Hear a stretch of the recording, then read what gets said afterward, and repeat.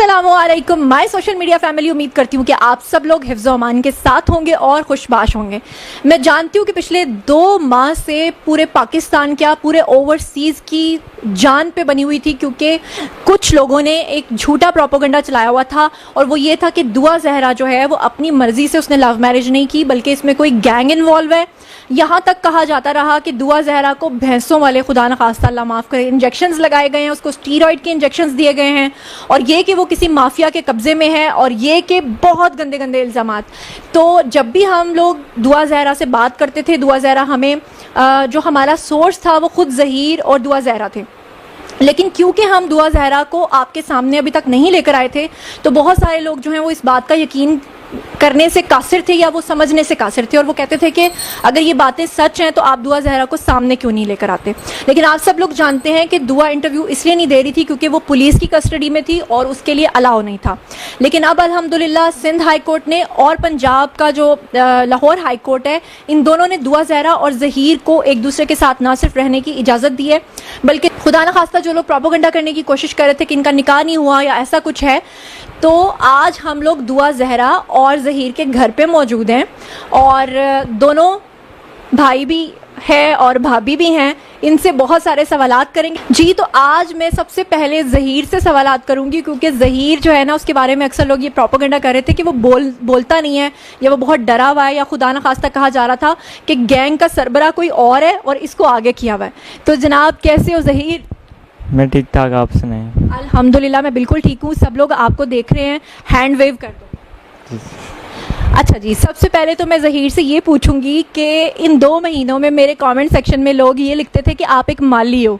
आपने इस बात का अब जवाब देना है कि क्या आप माली हो या नहीं हो, और साथ में ये भी बताना है कि मैं लोगों को बता रही थी, क्योंकि आपने हमें बताया हुआ था कि आप मोबाइल सेल परचेज़ का काम भी करते हो और आपकी जो मंथली इनकम है वो 80 से 90,000 है, तो लोग इस बात का यकीन करने को तैयार नहीं थे। अब आप बताओ कि आप माली हो और आपकी कितनी जो है वो सैलरी या आपकी कितनी इनकम है पर मंथ, वो लोग जो है वो जानना चाहते हैं। मैंने recently FSC pre medical complete की है पंजाब कॉलेज से, और साथ साथ मैं मोबाइल सेल परचेज़ का काम भी करता हूँ, आईफोन्स को रिपेयर करवा के सेल करता हूँ। तो इसमें 60, 70 से 80 तक मेरी इनकम है मंथली। और लाहौर में सब जानते होंगे फीस सेंटर मार्केट है, वहाँ पे मेरा ये चलता है काम, सब जानते हैं मुझे वहाँ पे।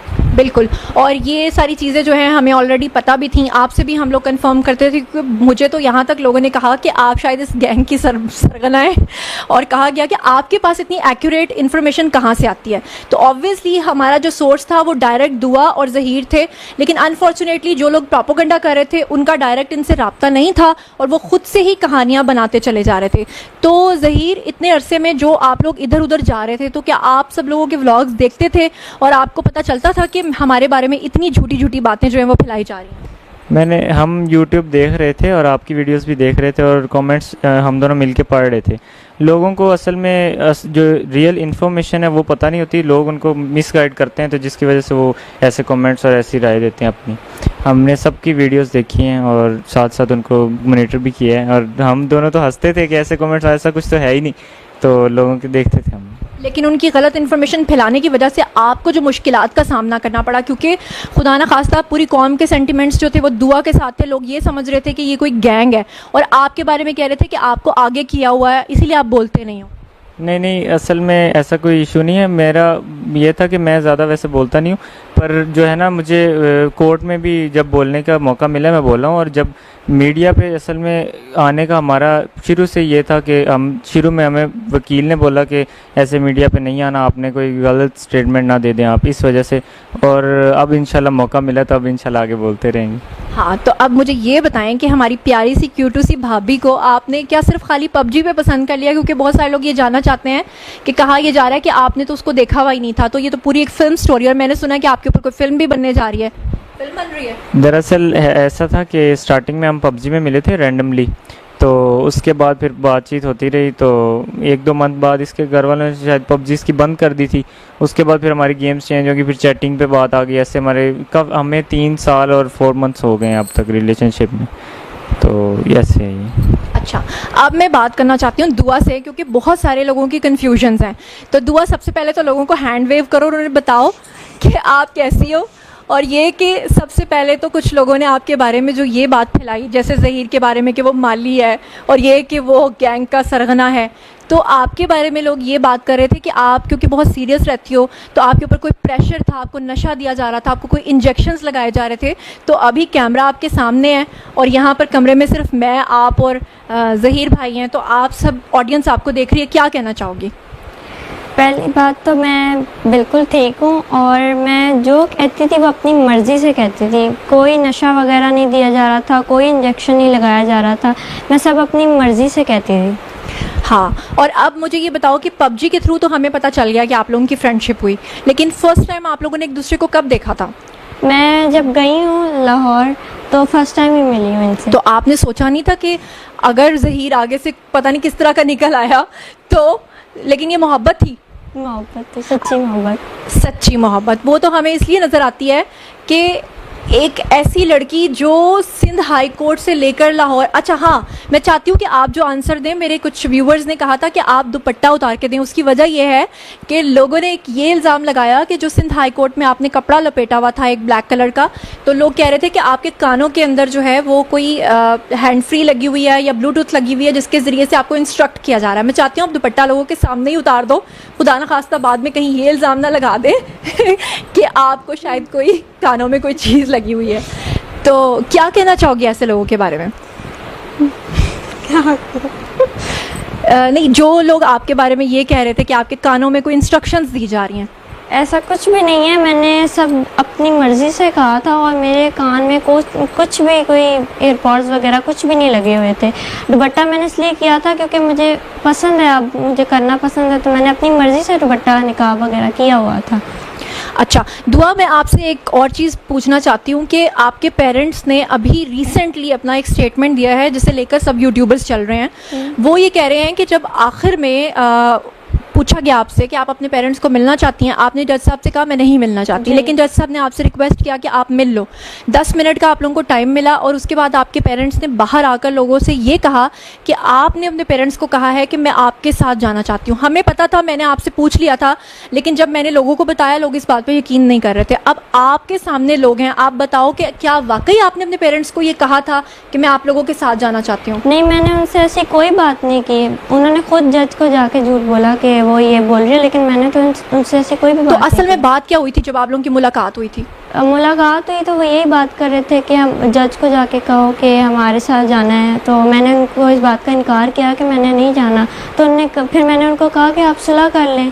तो उन्होंने कहा हम ऐसे सुलह नहीं करेंगे, आप जज को जाके ज़बरदस्ती कहो कि हमने जो है ना आपके साथ जाना। तो फिर मैंने इनकार कर दिया, तो फिर मैं वहाँ से चली गई थी, पर इन्होंने फिर जज को जाके झूठ बोला खुद ही। अच्छा, यहाँ पर मैं एक बात कर दूँ, सब लोग सुन रहे हैं कि देखिए पेरेंट्स जो होते हैं ना वो हमेशा अपने बच्चों का अच्छा सोचते हैं। मेरा पहले दिन से कोई ऐसा मकसद नहीं था कि हम खुदा ना खास्ता ज़हीर के वालिदैन को बुरा कहना चाह रहे हैं या दुआ के। वो भी पेरेंट्स हैं और वो भी पेरेंट्स हैं। ज़ाहिरी बात है, अगर उनकी बेटी आ गई है वो कंसर्न होंगे, उनको भी इस बात की फ़िक्र होगी कि हमारी बेटी पता नहीं किस हाल में है। मेरा पहले दिन से जो एक तजाद था, पहले दिन से जो मुझे प्रॉब्लम थी वो ये थी कि मैं कहती थी कि वो जो गैंग का इल्ज़ाम लगा रहे हैं वो सरासर गलत लगा रहे हैं। और ख़ास तौर पे जो कुछ यूट्यूबर्स ये बात कर रहे थे कि आपको नशा देके या आपको हब्से बेजा में रख के या आपको ब्लैकमेल करके इस तरह की स्टेटमेंट्स दिलवाई जा रही हैं, उनके नाम क्या पैगाम देना चाहती हो? मैं उनको ये कहना चाहूँगी कि पहली बात तो कोई मुझे नशा नहीं दे रहा था और ना कोई इंजेक्शन लगा रहा था, ना ही कोई मुझे ब्लैकमेल कर रहा था। और दुआ, आपकी एज के हवाले से बहुत एक प्रॉब्लम उठा हुआ है क्योंकि आपका वेट बहुत कम है। अभी मैं आपको देख रही हूँ और मैं इस बात को समझती हूँ बीइंग मीडिया पर्सन के, जिस तरह मैं बहुत ज़्यादा स्मार्ट हूँ लेकिन कैमरे पे मैं 10 kg ज़्यादा होंगी, तो इसी तरह से आप जो हैं वो ज़्यादा आने के बजाय ना और थिन दिखाई देती हैं। तो वैसे भी मैं समझ सकती हूँ कि पिछले 2 माह में आप लोग जिस क्राइसिस से गुजरे हो, आपका वेट काफ़ी कम हो गया। बल्कि आपकी मदर का भी वेट मैं देखती हूँ पुराने वीडियोस में और न्यू वीडियोस में टेंशन की वजह से काफ़ी कम होता है। लेकिन लोग ये मानने को हरगिज़ तैयार नहीं है क्योंकि आपके पेरेंट्स ने जो डॉक्यूमेंट्स दिखाए हैं उसके अकॉर्डिंगली आप 14 साल की बनती हैं, जबकि आपकी असल एज जो है वो आपके मेडिकल टेस्ट में आ गई है। ये क्या मतलब, वजह क्या है? वो कहते हैं कि पासपोर्ट्स में, ID कार्ड्स में, हर चीज़ में आप 14 साल की हैं। तो अब लोग सुन रहे हैं, आप क्या कहना चाहोगी? पहले तो ये कि उन्होंने जो मेरी एज पासपोर्ट और बेफॉर्म वगैरह में उन्होंने लिखवाई हुई है वो एज कम लिखवाई हुई है। अच्छा, मेरी रियल एज 17 है और वो लोग जैसे माँ बाप अक्सर करवाते हैं लड़कियों की कि शादी का मसला और जॉब्स का, तो उन्होंने इसी तरह मेरी एज भी कम लिखवाई हुई थी। तो वो तो कहते हैं कि हमारी शादी 2005 के एंड पे हुई है और ये 2008 में पैदा हुई है, जबकि आप ये कहती हैं कि आप 2006 में पैदा हुई थी। जी। यानी ये बात समझ में आती है कि 2005 में अगर शादी हुई है तो 2006 में आप पैदा हुई, लेकिन वो उन्होंने आपकी 2-3 साल आगे बढ़ा के एज लिखी जी, हुई थी, जिसकी बिल्कुल। वजह से डॉक्यूमेंट्स में आपकी एज कम आ रही थी और यानी कि आपकी मेडिकल रिपोर्ट में बिल्कुल सही वो चीज़ आई है। जी बिल्कुल ठीक है। जी, तो दुआ, इस वक्त आपके पेरेंट्स भी डेफिनेटली आपको देख रहे होंगे, सुन रहे होंगे, आप उन्हें क्या कहना चाहती हैं? कैमरा आपके सामने, आप कहिए उनको। मैं उनसे ये कहना चाहती हूँ कि हमने इस्लाम के मुताबिक शादी की है, ठीक है। मैं वो अगर मानते हैं कि मुझसे गलती हुई है तो मैं उनको सॉरी भी कहती हूँ। बस मैं ये चाहती हूँ कि वो अपना दिल बड़ा करें और मुझे और ज़हीर को एक्सेप्ट करें। मैं मानती हूँ वो भी तकलीफ़ से गुज़रे हैं, मैं भी गुज़र रही हूँ। बस वो अपना दिल बड़ा करके मुझे और ज़हीर को एक्सेप्ट कर लें। और जो ये लोग गलत बातें फैला रहे हैं ना कि वो गैंग है वगैरह, वो ऐसा कुछ भी नहीं है। ज़हीर की फैमिली बहुत अच्छी है, ज़हीर भी बहुत अच्छा है, उन्होंने मुझे बहुत खुश रखा है और मुझे एक्सेप्ट किया है। और ज़हीर की वालदा जो हैं वो भी बहुत ही अच्छी हैं। अभी हम लोग जब आए तो उनका जो रवैया था दुआ के साथ वो इस तरह से था कि जब हम लोग इनके घर में एंटर हुए तो पता ये चला कि उन्होंने दुआ से पूछा कि आपको क्या खाना है, और दुआ ने कहा कि मुझे पिज़्ज़ा ऑर्डर करना है। तो मैंने कहा कि आपने इसको रोटी खाने की आदत नहीं डाली। तो उन्होंने कहा कि जिस दिन से ये आई हुई है ये सिर्फ पिज़्ज़ा खाती है या नूडल्स खाती है, ये क्या चीज़ है? मतलब रोटी खाने की आदत नहीं है आपको? आंटी आपको पिज़्ज़ाज़ वगैरह मंगवा के दे रही हैं? जो मैं मांगती हूँ वो मुझे फ़ौरन ला कर देती हैं, बस मुझे इन चीज़ों की आदत है तो मैं वही खाती हूँ। और मुझे एक और बात पता चली दुआ के बारे में कि ये पराठा अव्वल तो खाती नहीं है और अगर खाए तो नमक के साथ खाती है। ये क्या सीन है? मुझे शुरू से आदत है इसके साथ खाने की। तो इसी वजह से दुआ का वेट जो है ना, आई थिंक 35 kg है, और उसकी वजह से इतना अंडर वेट होने की वजह से लोग समझते हैं कि दुआ की एज कम है। लेकिन अब आप हमारी भाभी बन गई हो तो अब आपको पराठे भी खाने पड़ेंगे, ब्रेड्स भी खानी पड़ेंगी और पंजाब के देसी आटे की रोटियां भी खानी पड़ेंगी, है ना? जी। अच्छा दुआ, एक बात जो लोग पूछ रहे हैं सबसे ज़्यादा कमेंट सेक्शन में वो ये है कि आपने जब वहाँ से यहाँ आने का फ़ैसला किया, जो आपके जेठ हैं उन्होंने हमें बताया कि आपने पहले अपने घर से रिक्शा लिया, फिर आप एयरपोर्ट गई, वहाँ से आपने एक टैक्सी करवाई। लोग इस बात को किसी भी सूरत मानने को तैयार नहीं, क्योंकि वो ये कहते हैं कि एक इतनी छोटी सी छटांग भर लड़की, कैसे ये हो सकता है कि बजाय कि ज़हीर का कोई फैमिली मेम्बर आपके साथ शामिल ना हो या आपको कोई लेने ना गया हो, ये पॉसिबल ही नहीं है। वो लोग कहते हैं कि हम मान ही नहीं सकते कि आप अकेले वहाँ से आए हो। तो आप अल्लाह ताला को हाजिर नाजिर जान कर जो कहना चाहती हो, कैमरा आपके सामने, लोग आपको सुन रहे हैं, आप बताओ। सबसे बड़ी बात तो ये कि ज़हीर को और ज़हीर की फैमिली में से किसी को भी ये पता नहीं था कि मैं इस तरह आ रही हूँ, और मैं खुद ही आई हूँ अकेली। मैंने खुद टैक्सी करवाई, रिक्शा से पहले अपने घर से लेकर वहाँ उसको कहा कि मुझे टैक्सी स्टैंड पे छोड़ दें, उन्होंने मुझे वहाँ छोड़ा, तो फिर मैंने वहाँ से खुद टैक्सी करवा के खुद लाहौर में अपनी मर्जी। यहाँ पे मैं आपसे एक सवाल पूछना चाहती हूँ, क्योंकि लोगों के कंसर्न्स हैं। वो कहते हैं कि इतनी छोटी सी लड़की अगर अकेली टैक्सी में आकर बैठ जाए तो टैक्सी वाला कैसे, खुदा न खास्ता, उसको वहाँ इतने घंटों का सफ़र है, 12, 13, 14 या 24 घंटे का, तो इतनी दूर से वो कैसे सेफली उसको ले आया? खुदा न खास्ता क्यों उसके साथ कोई हादसा नहीं हुआ? जैसे आजकल हमारे आप सुनती हैं कि किस तरह की स्टोरीज़ हैं। तो जब आप बोल तो आप सच रही हो, लेकिन जब आप ये बात करती हो तो लोग नहीं यकीन करते कि आप अकेली कैसे टैक्सी में आ गई। सबसे पहले तो मैं अल्लाह का शुक्र अदा करती हूँ, उनकी पहले दिन से लेके आखिर तक मेरे जो है ख़ास करम था मेरे साथ, उन्होंने मेरी बहुत मदद की है। तो अल्लाह की मदद थी, क्योंकि मैं जो ना इस्लाम के मुताबिक एक इस्लामी काम करने जा रही थी। शुरू दिन से मैंने माइंड बना लिया था कि मैं शादी करूँगी और इसमें शादी में बरकत है, तो अल्लाह ने मेरी मदद की, तो अल्लाह की वजह से सारा हो गया। अच्छा दुआ, एक बात मैं आपसे जानना चाहती हूँ कि आखिर ऐसा क्या हो गया? क्योंकि देखो बच्चों को ये बात, देखें नाजरीन, मैं आप लोगों के सामने कह रही हूँ, मैंने पहले दिन से कभी ये नहीं कहा कि दुआ और ज़हीर ने जो किया वो बहुत अच्छा किया, और मैंने कभी इस चीज़ को भी सपोर्ट नहीं किया कि दूसरे बच्चे या दूसरी लड़कियाँ भी ये काम करें।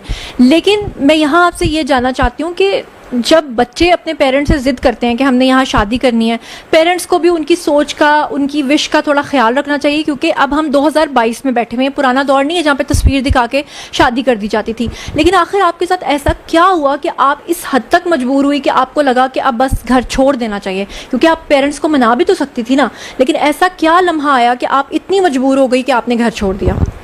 असल में ना मैंने जब इनकी बात की ना कि मुझे ऐसे ये पसंद है और ये रिश्ता लेके आना चाहते हैं, तो मेरी जो मामा है ना, उन्होंने मुझे मारा और मेरा जो टैब था ना जिस पे मैं इससे बात करती थी वो उन्होंने बंद कर दिया।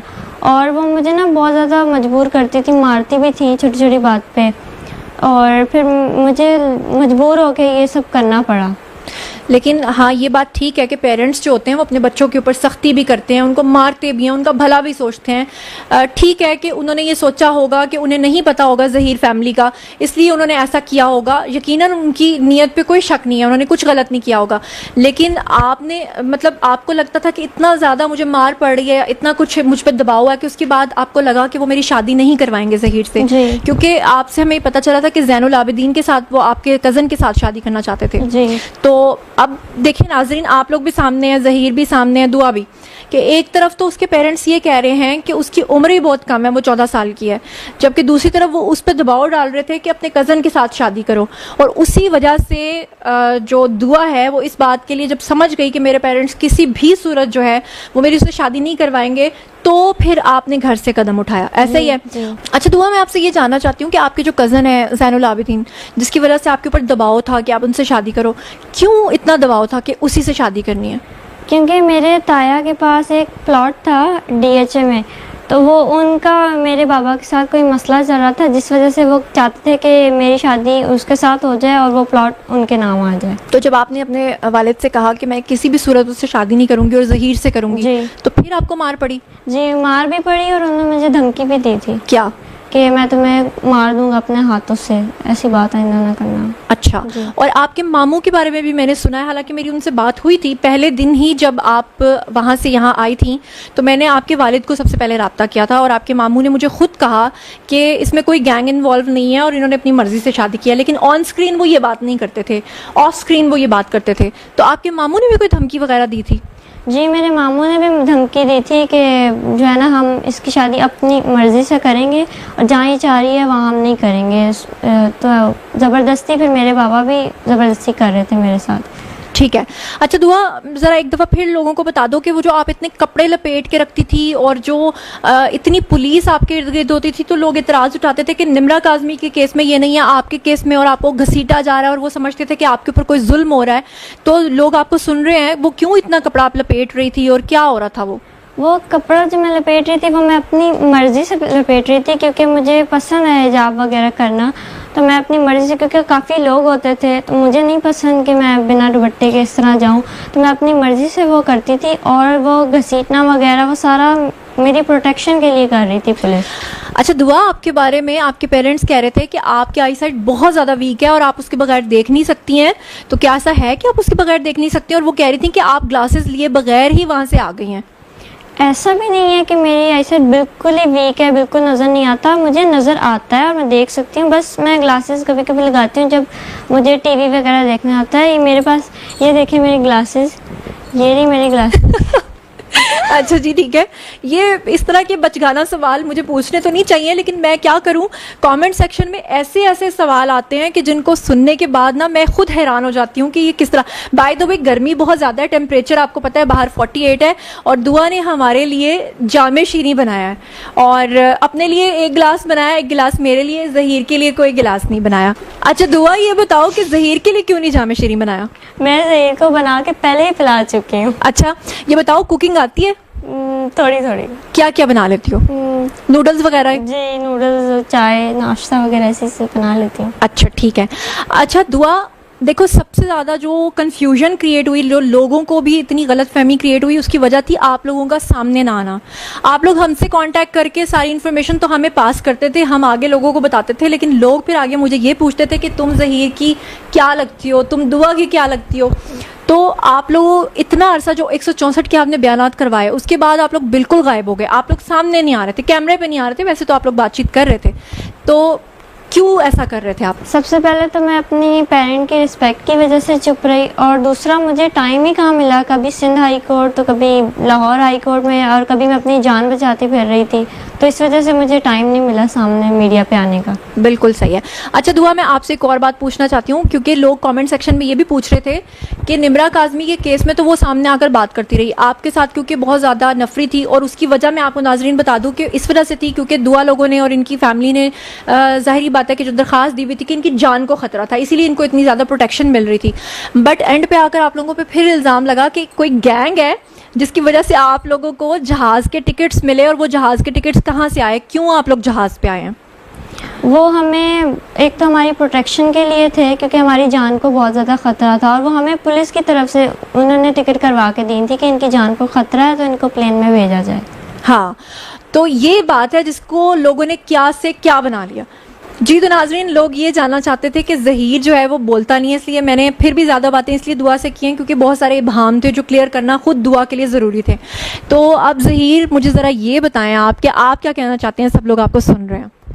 पहले तो मैं ये कहना चाहता हूँ कि अगर मेरी वजह से किसी का दिल दुख है, तो किसी को परेशानी हुई है, तो वो उसके लिए माजरत है, मेरी कोई इसमें कोई गलती नहीं है। जब दुआ